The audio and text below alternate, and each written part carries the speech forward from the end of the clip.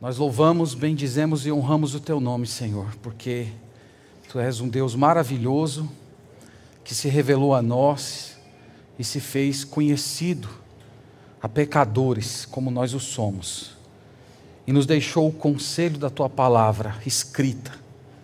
Nós Te bendizemos por essa grande bênção. E além de tudo isso, nos deu o Espírito Santo, que nos ensina a ler esse livro santo com o coração aberto e ser transformado por Ele. Agradecemos por isso, Pai, e hoje celebramos o Teu nome, agradecendo ao Senhor, e pedimos que o Senhor abra o nosso coração, destampe os nossos ouvidos, retirando de nós todos os impedimentos, para que a Tua palavra habite ricamente o nosso coração. Pedimos isso para a Tua glória, no nome de Jesus. Amém.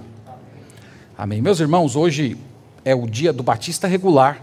Todo o terceiro final de semana de novembro celebra-se um dia especial para retratar nossa denominação. Então essa igreja é uma igreja que pertence ao movimento Batista Regular, que foi iniciado em 1932 nos Estados Unidos e chegou aqui no Nordeste em 1935. Antes de ir para o Ceará, o primeiro missionário batista regular passou aqui pela cidade de Salvador. Inclusive o pastor Ricardo diz que a grande lamentação dele é porque esse homem não ficou aqui em Salvador, mas foi se aventurar lá aos pés do Padre Cícero, na cidade de Juazeiro do Norte. Tem 2 vídeos na internet, eu já falei muito sobre esse assunto aqui na igreja, mas os irmãos que são recém-chegados, tem 2 vídeos na internet. O primeiro é um vídeo mais curtinho, de 7 minutos, em que nós contamos a história do movimento Batista Regular. E se você quer informações com um pouco mais de conteúdo, tem uma palestra que foi proferida na Igreja Batista de Portão, eu acho que está no canal da nossa igreja, e lá nós falamos, na igreja onde o pastor Danilo está hoje também, sobre a história dos batistas regulares, sua teologia. Ali nós temos mais ou menos 1h20 de palestra, então tem um pouco mais de conteúdo para você que gostaria de se aprofundar um pouco mais na questão. Meus irmãos, vamos abrir a palavra do Senhor em Gálatas capítulo 4. Por favor, abra a palavra do Senhor em Gálatas 4.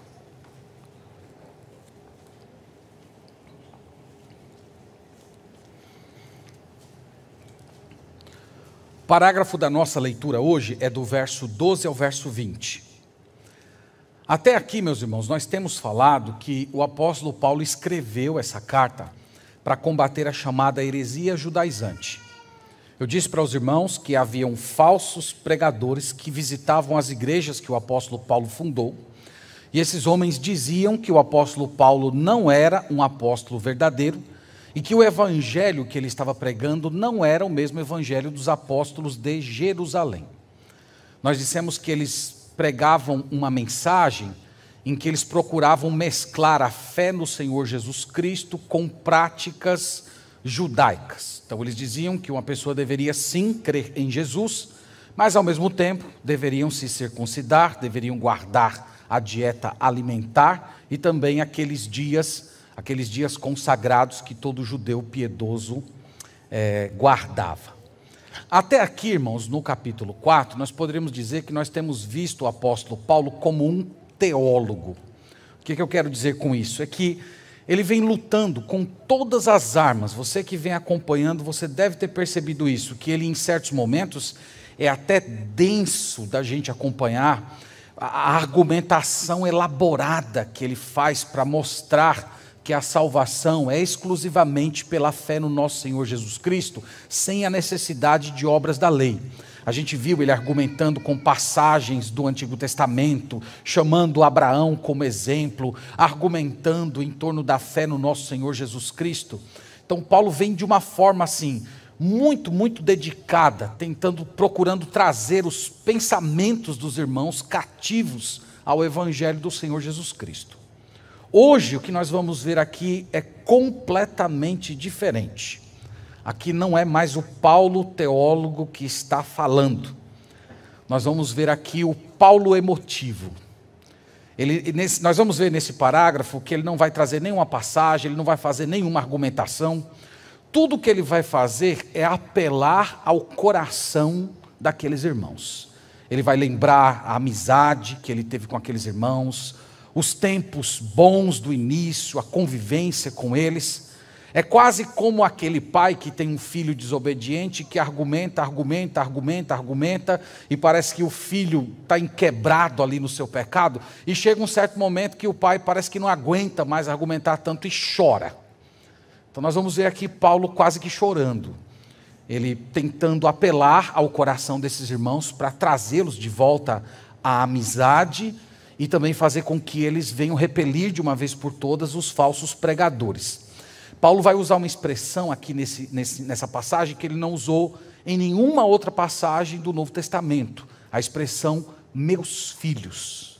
É muito comum você ver isso no Evangelho de João e também nas epístolas de João, meus filhos, meus filhinhos, né? Ele tinha esse modo muito carinhoso. O apóstolo Paulo nunca usou, exceto nessa passagem. Então aqui dá para vocês verem um pouco do coração dele. Nós vamos ler o texto todo e depois nós vamos voltar a ele, passando aqui pedaço por pedaço, tentando entender o argumento emotivo do apóstolo Paulo. Então leiamos a Sagrada Escritura, que diz assim: sede qual eu sou, pois também eu sou como vós. Irmãos, assim vos suplico, em nada me ofendestes. E vós sabeis que vos preguei o Evangelho a primeira vez por causa de uma enfermidade física. E posto que a minha enfermidade na carne vos foi uma tentação, contudo, não me revelastes desprezo nem desgosto. Antes, me recebestes como um anjo de Deus, como o próprio Cristo Jesus.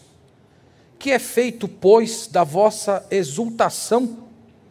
Pois vos dou testemunho de que, se possível fora, terias arrancado os próprios olhos para vos dar. Tornei-me, porventura, vosso inimigo, por vos dizer a verdade? Os que vos obsequiam não o fazem sinceramente, mas querem afastar-vos de mim, para que o vosso zelo seja em favor deles. É bom ser sempre zeloso pelo bem, e não apenas quando estou presente convosco. Meus filhos, por quem de novo sofro as dores de parto até Cristo ser formado em vós, puder eu estar presente agora convosco e falar-vos em outro tom de voz, porque me vejo perplexo a vosso respeito. Amém. Deu para sentir, não deu? O tom emotivo dele? Então, meus irmãos, essa passagem, ela começa com, que nós poderíamos dizer, uma espécie de um apelo bem angustiado, um apelo bem amoroso. Ele começa o verso 12, a primeira frase, dizendo: sede qual eu sou. O que ele quer dizer com isso? O que significa essa frase? Paulo chamando os Gálatas a serem iguais a ele. Você pode ver uma pista do que ele está dizendo no verso 8 e 9 do parágrafo anterior. Outrora, porém, não conhecendo a Deus, servíeis a deuses que por natureza não são. Mas agora que conheceis a Deus, ou que antes sendo conhecidos por Deus, como estáis voltando outra vez aos rudimentos fracos e pobres, aos quais de novo quereis ainda escravizar-vos? Guardais dias e meses e tempos e anos, receio de vós tenha eu trabalhado em vão para convosco. Isso aqui ajuda a explicar o que ele quer dizer com a frase, sede qual eu sou. Ele disse, irmãos, nesse parágrafo, que ele foi conhecido por Deus, que ele conheceu a Deus. Ele disse que não era mais um homem escravizado pela lei de Moisés, que a partir do momento em que ele conheceu o Evangelho de Jesus Cristo, ele foi liberto de todas aquelas obrigações da lei. Os irmãos lembram que ele foi o mais legalista de todos os judeus, mas ele creu em Jesus Cristo e ele foi liberto de todas aquelas coisas. E ele está chamando os irmãos Gálatas nesse sentido: sede qual eu sou agora. Eu fui um legalista, agora eu sou um liberto. E ele está chamando esses irmãos a andarem nessa libertação da lei de Moisés, que a conversão ao Senhor Jesus Cristo produz. É por isso que ele diz: sede qual eu sou. E ele diz a segunda frase: pois também eu sou como vós. O que ele quer dizer aqui, irmãos? Ele está dizendo que quando ele foi pregar o evangelho a eles, Paulo está afirmando que se tornou como um deles. Ele fala um pouco mais de detalhes a respeito desse assunto em 1 Coríntios 9, verso 22, dizendo que quando ele foi pregar com um judeu, ele se comportou como judeu. Quando ele estava no meio dos gentios, ele agia como se fosse um gentil. Então, ele está falando, irmãos, que quando ele foi pregar o evangelho para os Gálatas, ele não impôs sobre eles aquelas particularidades culturais, ele não impôs sobre eles os costumes do judaísmo. Você sabia disso, que todo legalista é obcecado com detalhes. Todo legalista é inflexível com aquelas coisas que não são essenciais. E Paulo está dizendo que ele não foi assim com aqueles irmãos. Ele se tornou como um deles. Ele falou a língua deles. Ele se vestiu como um deles. Ele comeu como um deles. Ele comunicou o evangelho de Jesus Cristo nas categorias de pensamento deles. E é por isso que ele diz que ele é como um deles. A próxima frase, ele ainda diz: irmãos, assim vos suplico, em nada me ofendestes. O que ele está querendo dizer aqui? Quando ele diz que ele não foi ofendido por esses irmãos, ele está se referindo àquela primeira visita que ele fez naquela região, quando eles ainda eram pagãos. Essa visita está no livro de Atos, capítulo 13, capítulo 14, depois você pode ler.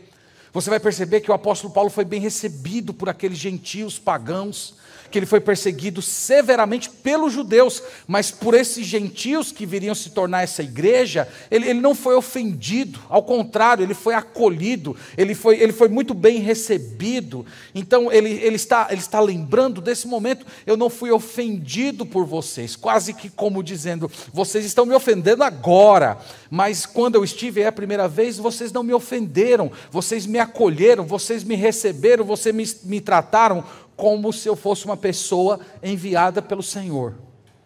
Então vocês devem estar percebendo que Paulo está apelando à memória deles, Paulo está tentando sensibilizá-los, procurando meio que recordar como fora agradável, edificante, aquele primeiro momento em que ele esteve com aqueles irmãos. É isso que ele diz no verso 12.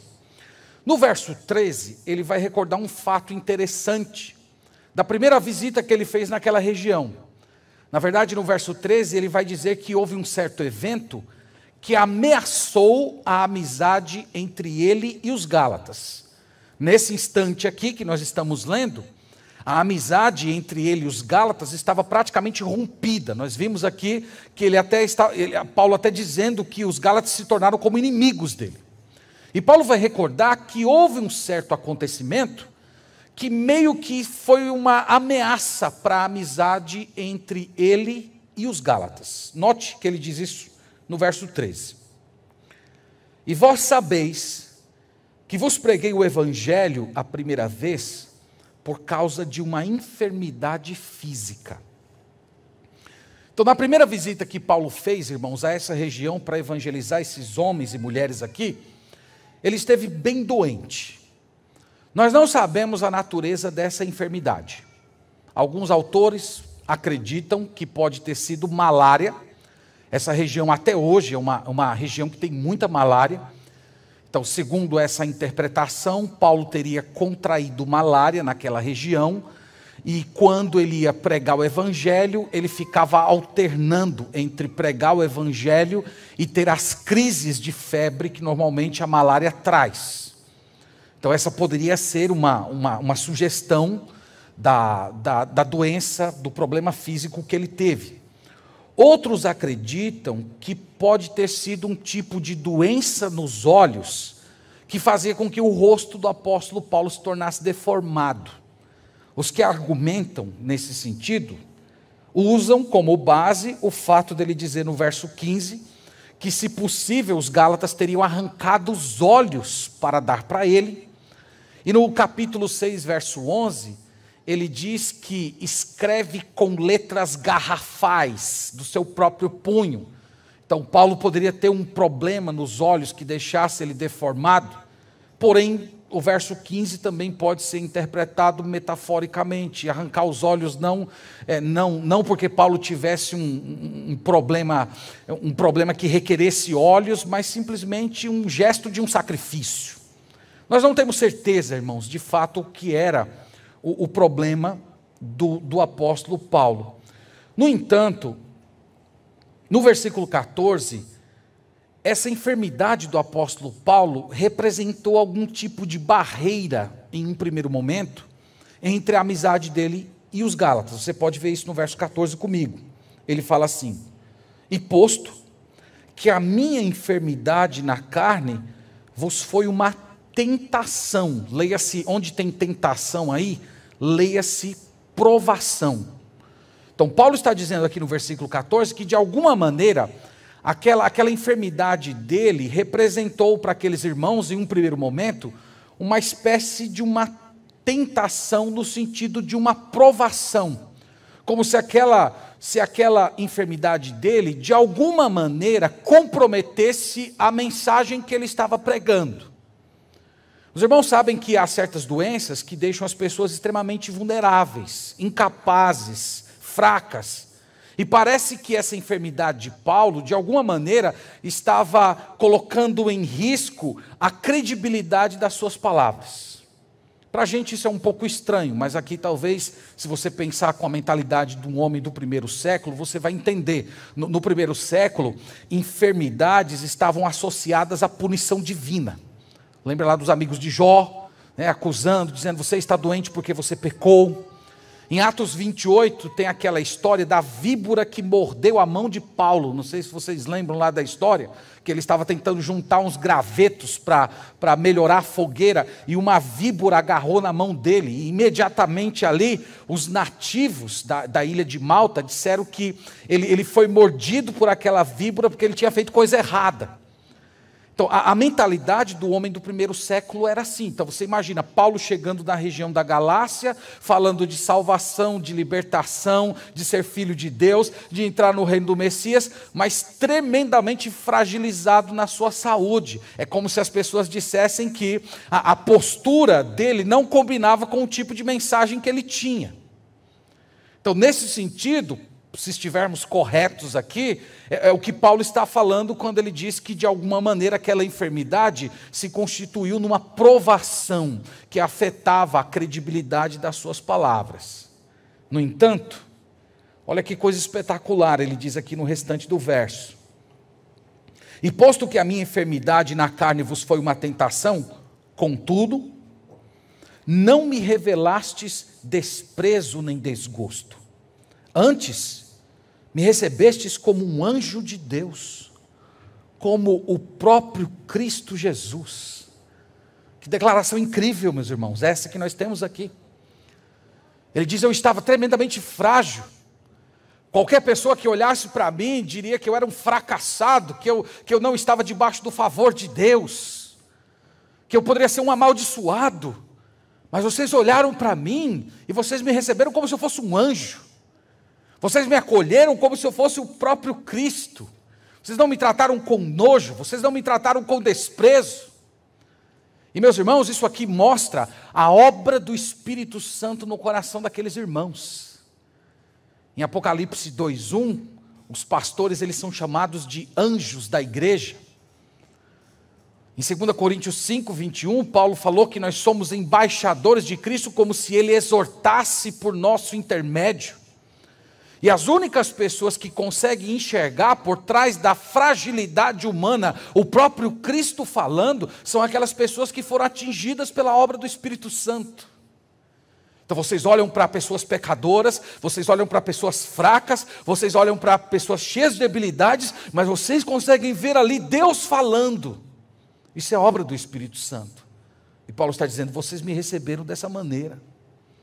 Então vocês imaginam lá os Gálatas enxergando Paulo com todas as limitações físicas difíceis em mente e quase que dizendo assim, olha, por detrás daquela aparência fraca daquele judeu, tem um anjo falando com a gente.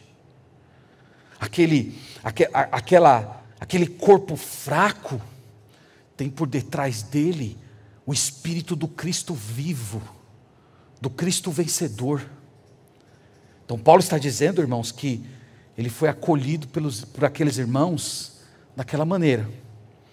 Então veja que ele está meio que tentando fazer uma comparação entre a situação da amizade deles naquele momento e como foi no início. No início vocês me acolheram como um amigo, vocês me receberam como um anjo, como Cristo. Vocês me acolheram apesar de todas as minhas limitações.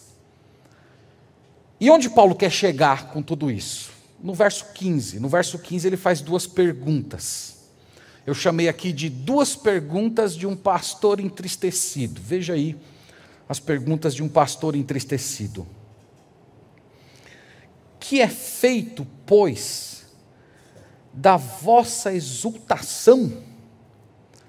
Pois vos dou testemunho de que, se possível fora, teríeis arrancado os próprios olhos para nos dar. A pergunta dele é: o que aconteceu com aquela alegria que vocês me receberam no início? O que foi que aconteceu? O que foi que aconteceu com aquele amor? O que foi que aconteceu com aquele tratamento que vocês me deram como se eu fosse um anjo, como se eu fosse o próprio Cristo? Eu me lembro que vocês estavam dispostos a se sacrificar por mim. Vocês queriam até tomar minha doença para vocês. Então Paulo está dizendo, a alegria que vocês tinham em mim acabou. Aquela gratidão por eu ser o porta-voz de Deus, o ministro do Evangelho que trouxe Cristo até vocês, tudo aquilo se acabou. Então, na alma, meus irmãos, desses crentes aqui da Galácia, só havia agora tristeza e hostilidade contra Paulo. Vocês foram meus amigos. Hoje vocês são hostis. Hoje vocês me tratam como inimigo. E a pergunta de Paulo é: o que foi que aconteceu? O que foi que aconteceu com aquela alegria que vocês sentiam? Vocês sabem que essa pergunta aqui é retórica, ela traz já a resposta embutida. A resposta a essa pergunta, o que aconteceu com a alegria, essa alegria ela foi roubada pelas mentiras proferidas por aqueles falsos mestres. Aqueles homens haviam se introduzido na igreja e além de destruir a doutrina, o verdadeiro evangelho, eles haviam minado a amizade entre eles e Paulo. Então a resposta é essa: a alegria acabou. A segunda pergunta está no verso 16. Veja aí a segunda pergunta que ele faz, segunda pergunta de um pastor triste. Tornei-me porventura vosso inimigo por vos dizer a verdade? Verdade aqui, irmãos, é o evangelho. Então ele está dizendo assim, que a partir do momento em que aqueles irmãos acolheram as mentiras dos judaizantes, passaram a tratar Paulo, que lhes pregara a verdade do evangelho, como um inimigo. Isso é bem interessante de você pensar. Quando Paulo esteve naquela região, irmãos, esses crentes aqui amaram Paulo, primeiro, não foi por causa da sua aparência física, não foi por causa da sua personalidade. Essas pessoas aqui quiseram, naquele primeiro momento, dar os seus olhos para o apóstolo Paulo por causa da mensagem que ele pregava. Ele pregava o evangelho. Ele pregava a verdade de Deus que liberta do pecado. Então, o que Paulo está dizendo aqui indiretamente é que essa antipatia, essa aversão que esses irmãos agora sentiam por Paulo, ao ponto de tratá-lo como inimigo, embora fosse direcionada à pessoa dele, no final das contas não era contra ele, era contra a verdade, era contra o evangelho. Então, eles não eram apenas inimigos de Paulo, eles eram inimigos do evangelho que Paulo estava pregando. Eles estavam rejeitando o evangelho. Então, meus irmãos, nessas poucas palavras aqui, é possível a gente meio que capturar o coração do apóstolo Paulo. Vocês podem perceber claramente que ele está muito ferido na alma. Ele está lamentando, dizendo: vocês me acolheram com exultação, com alegria, vocês me receberam como um anjo, vocês me trataram como se eu fosse o próprio Jesus, e agora vocês estão me tratando como inimigo. E vocês estão me desprezando porque eu estou pregando a verdade para vocês. Enquanto Paulo vai falando essas coisas aqui, é bem claro, irmãos, a gente perceber que ele vai dando um diagnóstico de como um falso mestre opera. O que um falso mestre faz numa igreja? Quando você tem um pregador mentiroso, um pregador que distorce o evangelho de Jesus Cristo dentro de uma igreja, ele normalmente destrói a igreja de duas maneiras. A primeira, ele destrói a própria doutrina, o ensino daquela igreja. Ele destrói por meio da distorção, ele destrói acrescentando elementos que não existem no evangelho, como é o caso daqui, ou às vezes retirando, omitindo certas verdades do evangelho, por causa dos seus próprios interesses. Então essa é a primeira maneira, segundo a qual um falso mestre destrói a igreja.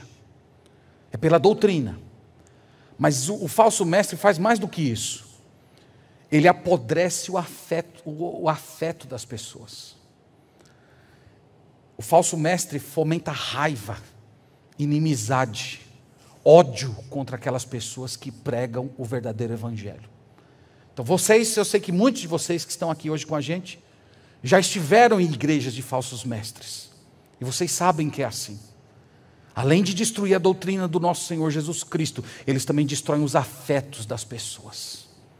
Eles semeiam ódio, raiva, especialmente por aqueles que pregam o evangelho do nosso Senhor Jesus Cristo.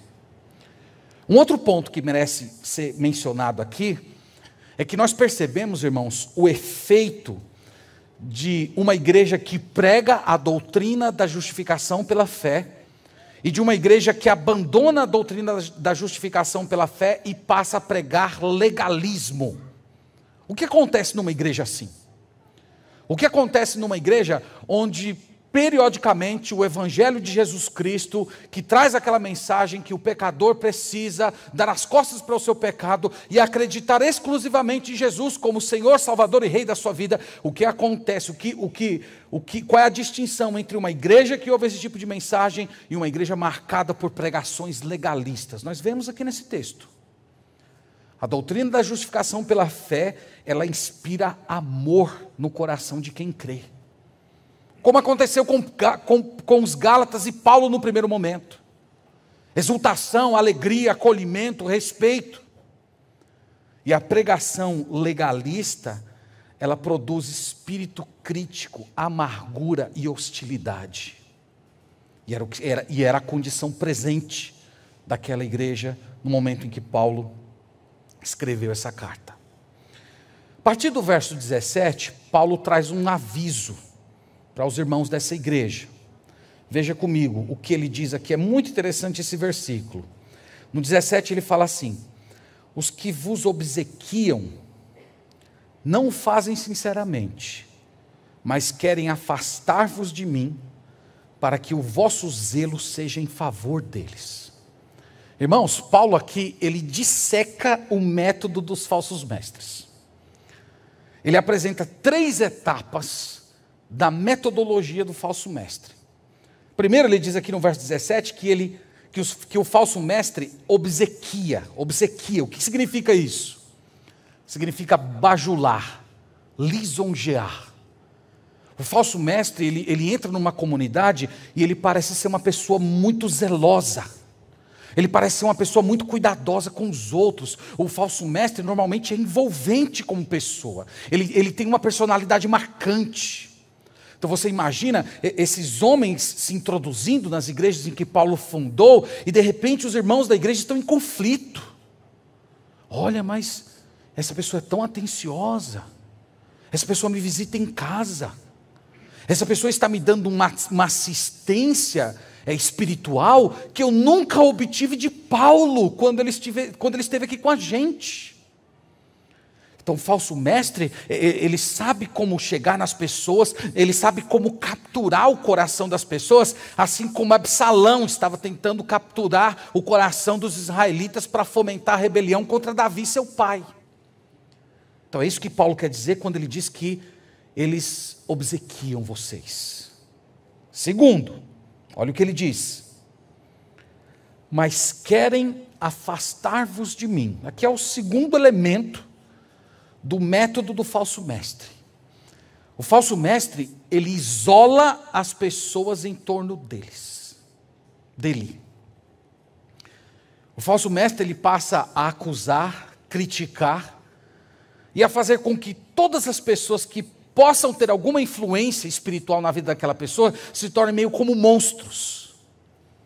Eles fazem isso com pastores, eles fazem isso às vezes com membros da própria família. Existem muitos relatos de seitas, vocês já devem ter visto, isso aqui seria talvez o exemplo mais drástico do que eu estou falando aqui, certas seitas que pegam jovens, isolam esses jovens em comunidades, e esses jovens são proibidos de falar com seus próprios pais, ou são orientados a nutrir raiva, distanciamento da própria família, da própria igreja. Isso é um método do falso mestre. Ele vai eliminando a amizade, ele vai semeando a discórdia, ele vai fazendo com que aquela igreja ou aquela pessoa passe a odiar outros, a procurar defeitos, querelas na vida das pessoas, tudo isso para isolar aquelas pessoas em torno dele. E por último, veja aí, aqui é o objetivo: para que o vosso zelo seja em favor deles.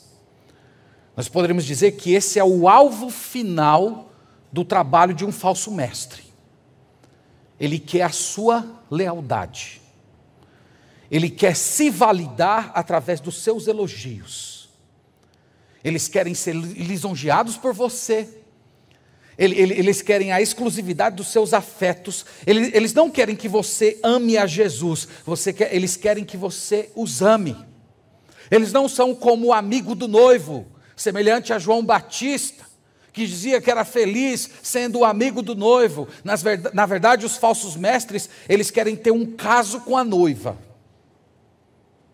Então, notaram isso aqui, meus irmãos? A gente poderia dizer que aqui é uma análise do modus operandi de um falso mestre.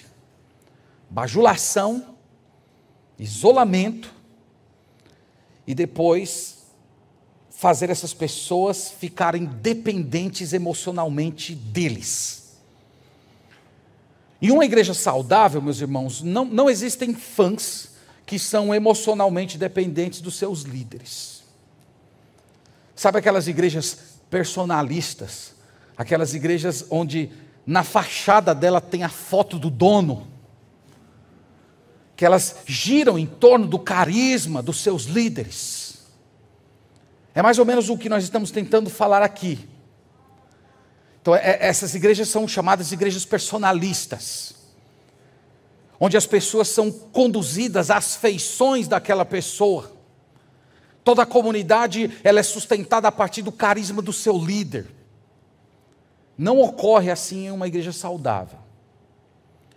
Numa igreja saudável, evidentemente, as pessoas amam, respeitam seus pastores, seus líderes, mas elas não fazem isso porque elas são manipuladas, porque elas são bajuladas, porque esses líderes estão tentando de forma personalista querer que eles só ouçam a ele, que não tenham envolvimento com nenhum outro irmão, com nenhum outro ensino. Não. Essas pessoas respeitam e amam porque elas não são conduzidas à persona do líder, mas ao Senhor Jesus Cristo. Então é bem diferente o que Paulo está dizendo do método desses falsos mestres. Paulo está dizendo que queria conduzi-los a Jesus. E ele está dizendo, e os falsos mestres querem conduzir vocês a eles. Eles querem que vocês sejam escravos emocionais deles. No verso 18, ele mostra que a culpa daquela situação não era exclusivamente dos judaizantes, mas a própria igreja tinha dado a sua contribuição. Ele diz no verso 18 assim: é bom ser sempre zeloso pelo bem, e não apenas quando estou presente convosco. Então Paulo está dizendo, enquanto eu estive com vocês, havia zelo. Havia zelo, né? Paulo não está falando não está falando contra o zelo, mas havia o zelo pelo bem, isto é, pela verdade. Paulo está dizendo que a partir do momento que ele saiu, Eles continuaram sendo zelosos, mas não zelosos mais pelo bem, não zelosos mais pela verdade. Eles passaram a ser zelosos da imagem daquelas pessoas que estavam corrompendo eles com o falso ensino. Então houve uma mudança de zelo. No 19, irmãos, a gente poderia dizer que é o momento que ele despedaça o seu coração. É muito difícil você ler isso aqui e não imaginar que Paulo está pelo menos marejando. Ele diz assim: meus filhos, por quem de novo sofro as dores de parto, até ser Cristo formado em vós. Então ele chama aqui de meus filhos. Eu disse para vocês no início que a única passagem do Novo Testamento onde ele usa essa expressão. É uma expressão muito emotiva. Quando ele fala aqui, meus irmãos, de dores de parto, ele está se referindo ao tempo em que esteve com eles lá no início. Ele pregou o Evangelho, ele enfrentou perseguição dos judeus, ele enfrentou a própria resistência deles ao Evangelho de Jesus Cristo. Então ele sofreu dores de parto, dores para gerá-los para o Senhor Jesus Cristo. E ele está dizendo: eu estou sofrendo novamente as mesmas dores. Todos aqueles sofrimentos que eu tive no início, para conduzir vocês a Jesus Cristo, eu estou padecendo cada um deles agora, novamente. E a imagem aqui, irmãos, é uma imagem muito bonita. Ele está basicamente afirmando que ele se vê como uma mãe que, debaixo de muitas dores, está gerando pequenos cristos. É uma imagem formidável. Porque enquanto os falsos mestres estavam querendo formar pessoas para o benefício deles, para servirem a eles, para lisonjearem a eles, Paulo está dizendo que ele trabalhava, que ele estava sofrendo e gemendo, para que Cristo fosse gerado neles. Não para que eles fossem ensimesmados em Paulo, mas para que eles tivessem o caráter de Cristo, a mente de Cristo, os valores de Cristo, as reações de Cristo. Então ele está falando: eu sou diferente desses aí, minha gente. Eles estão tentando gerar vocês para eles mesmos. Eu estou tentando gerar vocês para Cristo. Eu não quero vocês para mim. Eu quero vocês para Jesus. Se a gente fosse esticar um pouco mais essa metáfora, Paulo estaria dizendo que, caso eles abandonassem o ensino da justificação pela fé, a crença de que a salvação ocorre exclusivamente pela morte e ressurreição do Senhor Jesus Cristo, esse bebê que estava sendo gerado poderia ser abortado. Então, meus irmãos, no verso 20, ele conclui esse parágrafo lamentando toda essa situação. Ele diz o seguinte: pudera eu estar presente agora convosco e falar-vos em outro tom de voz, porque me vejo perplexo a vosso respeito. Então no 20 ele diz: eu queria estar presente, queria estar com vocês, eu queria até usar outro tom de voz. Vocês que vêm acompanhando as pregações já perceberam que ele usa um tom de voz muito severo. Eu falei para os irmãos que essa é a carta mais dura do apóstolo Paulo. Nós falamos que a saudação dele é uma saudação tremendamente resumida. Ele não faz aquela saudação carinhosa como nós vimos nas outras cartas do Novo Testamento. Ele fala até mesmo de anátemas, de pessoas malditas por abandonarem o verdadeiro evangelho. Então ele diz: eu queria utilizar outro tom de voz para falar com vocês. Mas ao mesmo tempo ele diz: mas eu não posso, porque eu estou perplexo. Essa palavra aqui significa desnorteado. É como se quando ele recebeu a notícia de que aquelas igrejas estavam se corrompendo, aquilo foi como uma pancada que deixou Paulo quase que fora de si. E ele não vê outra forma de abordar aqueles irmãos, a não ser por meio de palavras severas. Sabe, irmãos, uma coisa que isso ensina para a gente é que o Evangelho, ele nos liberta da necessidade da aprovação das pessoas. Na verdade, é maravilhoso você saber que o Evangelho liberta você para desagradar as pessoas com a verdade de Deus. O Evangelho te capacita a chegar para pessoas que você verdadeiramente ama e você dizer palavras duríssimas para essas pessoas. Porque mais amor por essas pessoas tem você por aquele que deu a vida por você. E é maravilhoso isso. Aliás, eu até diria que se você ama alguém de uma forma tão egoísta e insegura, ao ponto de você não correr o risco de despertar a raiva daquela pessoa, dizendo para ela a verdade de Deus, você pode estar fazendo um grande mal para a alma daquela pessoa. Então Paulo aqui, ele não está bajulando os Gálatas, como os falsos mestres faziam. Ele está usando a verdade de Deus para ferir a alma daquelas pessoas. E sabe por que ele faz isso? Porque ele foi liberto do temor do homem. Então, quando nós tememos mais a Deus do que as pessoas, nós assumimos o risco de colocar um relacionamento em risco para buscar a alma de alguém que está se perdendo. Paulo agiu assim. E se você não tem coragem de fazer isso, eu queria dizer para você, essa pessoa a qual você vive se protegendo de dizer a verdade para ela, provavelmente essa pessoa se tornou um ídolo para você. É por isso que você não tem coragem. Bom, meus irmãos, a síntese aqui é que nós temos nesse parágrafo, como eu disse, o coração do apóstolo Paulo. Vocês viram, sem nenhum argumento teológico, sem nenhuma elaboração doutrinária, ele apenas voltou e foi na memória daqueles irmãos, recordou como foi o início, o tempo de alegria, como foi bom aqueles primeiros anos e como estava triste naquele momento, porque Paulo se tornou um inimigo deles. Ele alertou que eles estavam sendo bajulados, que eles estavam sendo cercados por pessoas que estavam dizendo o que eles queriam ouvir, simplesmente para que aquelas pessoas se tornarem ensimesmadas em torno do falso mestre. Mas Paulo termina dizendo: eu estou disposto a continuar sofrendo as dores de parto até Cristo ser formado em vocês. E ele termina dizendo que estava perplexo e que gostaria de conversar com eles em outro tom, mas não era possível. Aliás, quando a verdade está em jogo, irmãos, a verdade do Evangelho está em jogo, aí nós temos que mudar o tom.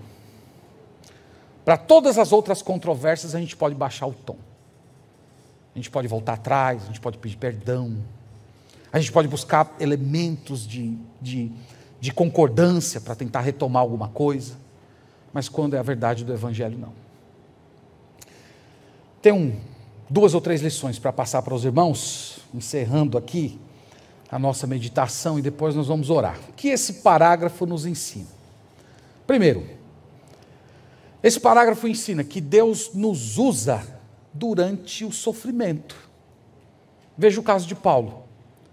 Paulo diz: eu preguei o Evangelho para vocês debaixo de uma grande enfermidade.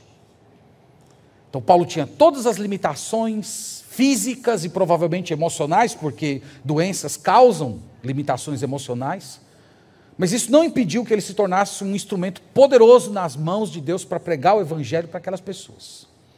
E ali nós temos um homem fraco, limitado, cheio de problemas, mas que por meio dele Deus trouxe salvação e edificação para uma igreja. Então a lição é óbvia: deixe Deus usar você nos dias de fraqueza. Irmãos, isso é importante. Isso é importante porque em momentos de fraqueza, de doença, de problemas emocionais, a nossa tendência é nós nos fecharmos da nossa própria tribulação. Nós ficarmos ensimesmados na própria dor. E talvez seja nessa hora que Deus queira usar você. Lembra o apóstolo Paulo em 2 Coríntios 12, dizendo: o poder se aperfeiçoa na fraqueza. E vai ser muitas vezes no seu maior momento de fraqueza, no seu maior momento de vulnerabilidade, que Deus vai usar a sua vida para fazer algo maravilhoso por alguém. Então se disponha, não se feche em si mesmo. E você vai descobrir uma das coisas mais maravilhosas da fé cristã, que ninguém sabe explicar, é que quando você está cuidando da alma de alguém, a terapia para a sua própria alma. Enquanto você está procurando trazer uma palavra de conforto para quem está sofrendo, Deus está ministrando conforto pelo Espírito Santo ao seu próprio coração. Então isso aconteceu na história do apóstolo Paulo, e isso tem acontecido na história do povo de Deus. Não se feche para a operação do Espírito Santo por meio de você, especialmente nos dias de provação.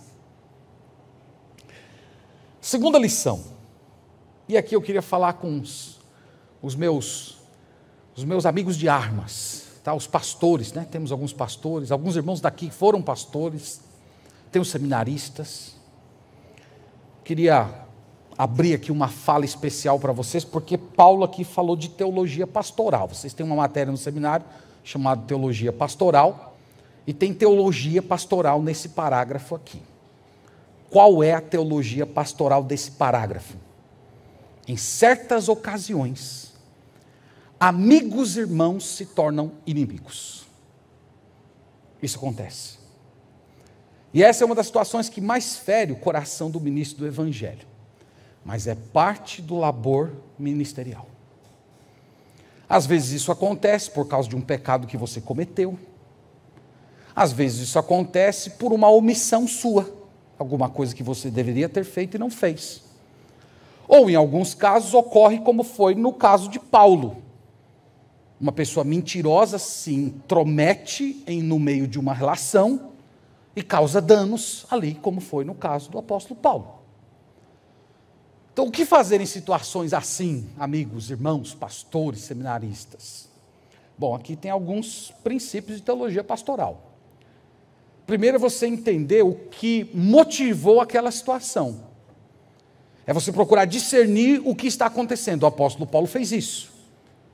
Ele certamente se colocou na presença de Deus. Eu creio que o apóstolo Paulo aqui orou, ele buscou discernimento espiritual e ele entendeu o que estava acontecendo. Falsos mestres haviam entrado na igreja e corrompido a amizade entre eles e os irmãos da Galácia. Então você vai precisar colocar o seu joelho no chão, usar o melhor da sua consciência para entender o que é que está acontecendo. Por que isso aconteceu? Foi alguma coisa que eu fiz? Foi uma mudança no coração de uma pessoa ou daquelas pessoas? Foi alguém que se envolveu, semeou uma mentira, uma discórdia? O que foi que aconteceu?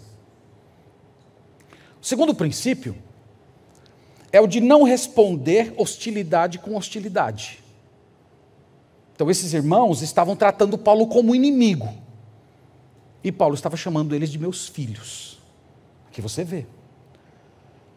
Nós poderíamos dizer que o apóstolo Paulo tinha força, tanto de pessoa como de função, para tratar aquelas pessoas de igual para igual. Ele poderia ter feito isso. Ele poderia ter subido o tom da voz, utilizado sua autoridade apostólica, de missionário fundador daquelas igrejas. Ele poderia fazer isso. Mas ele chamou de meus amigos. Ele não respondeu hostilidade com hostilidade. Isso é muito importante para quem é ministro do Evangelho ou pretende ser, porque carnalmente é a sua e a minha reação mais imediata. Nós queremos responder força com força. Nós queremos responder ofensa com ofensa. Nós queremos responder rigor com rigor. Paulo não fez isso. Uma terceira coisa que Paulo não fez, que traz um princípio interessante, é que Paulo não adotou uma postura vitimista. E você sabia que esse também é um modo de um pastor manipular o seu rebanho? Há pastores que manipulam o seu rebanho por meio da autoridade, do autoritarismo, fazendo força, subindo o tom da voz, usando a prerrogativa do cargo. Mas tem aqueles que fazem o típico soldado ferido, tentando ali manipular o emocional das pessoas. Eu sou sofrido, coitado. Ninguém está apanhando como eu estou apanhando. E ele vai ali, tudo. E os irmãos, né? Os irmãos são muito amorosos, né? Oh, coitado do pastor. Vamos cuidar do pastor.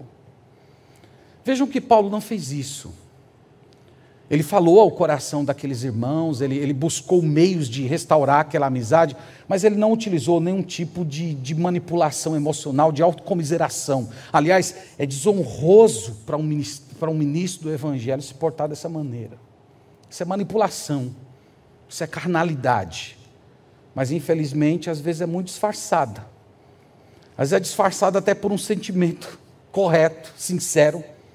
Ele está sendo sincero ali, mas ele não está percebendo que aquilo está conduzindo a igreja por um caminho errado. Então é necessário ser humilde, é necessário ser paciente com quem hostiliza e fazer o possível para sofrer as dores de parto até que Cristo seja formado naquele relacionamento. Então, se você não está pronto para isso, meu irmão, você não deve ser pastor. Você diz, eu não tenho estômago para isso. Hoje eu vou dizer para você que você não deve ser pastor. Em outro dia, pode ser que eu diga para você, você não deveria ser cristão. Mas hoje eu vou só me contentar dizendo, você não tem chamado para ser pastor.